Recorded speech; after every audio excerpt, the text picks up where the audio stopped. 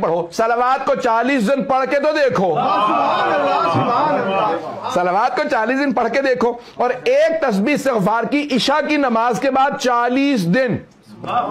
ایک مرجع نے کہا کہ بھئی یہ استغفار کی, بچیوں کا رشتہ نہ ہو رہا ہو, اولاد کا ہو, رزق کا ہو, نوکری کا ہو, ویزے کا ہو, میں جس کام کے لیے دیتا رہتا ہوں. ایک صاحب کو ایک مرتبہ آیا, کہنے لگے مولانا لگ رہا ساری زندگی الٹ گئی ہے. تو میں نے کہا بھی کیا مسائل ہیں؟ کہنے لگے کہ بھئی نہ رشتہ ہو رہا ہے, نہ ویزا ہو رہا ہے, نہ جاب کا مسئلہ حل ہو رہا ہے. اور میں نے کہا بھئی یہ کہنے کہ بھئی اکٹھی شروع کر دوں. میں نے کہا بھئی جانتا ہوں پریشان ہے, ایک وقت میں ہمارے وہ مرجع نے مجھے جو میں نے سنا تھا کہ ایک وقت میں ایک کام کے لیے, تو ہفتہ نہیں گزرا تھا ان کا فون آ کے کہ پہلا کام ہو گیا, چھوڑ کے دوسرے پہ شروع کر دوں. 40 دن تو پورے نہیں ہوئے.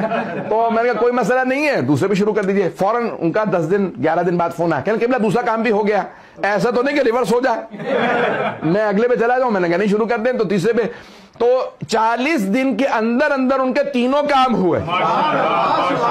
تو عزیزان گرامی, یہ ایسے ایسے اعمال ہیں کہ آپ کو اہل بیت علیہ السلام کا کوئی عمل لے لیجئے. کسی نے علامہ طباطبائی سے کہا, آغا میں مسائل کے سیلاب میں ڈوب رہا ہوں, مسائل کے سیلاب میں. اتنے مسائل ہیں کہ زندگی مسائلستان بن گئی, مسائلستان بن گئی ہے کہ چاروں طرف سے مسائل میں گھر گیا ہوں. تو کیا کروں؟ مجھے لگتا ہے میری زندگی ختم ہوتی نظر آ رہی ہے, کچھ کام نہیں ہو رہا. تو کہا جتنے سیلاب آئے ہوئے نا, مسائل کا سیلاب آیا ہوا, اس سے بڑا سیلاب صلوات کا لے آ.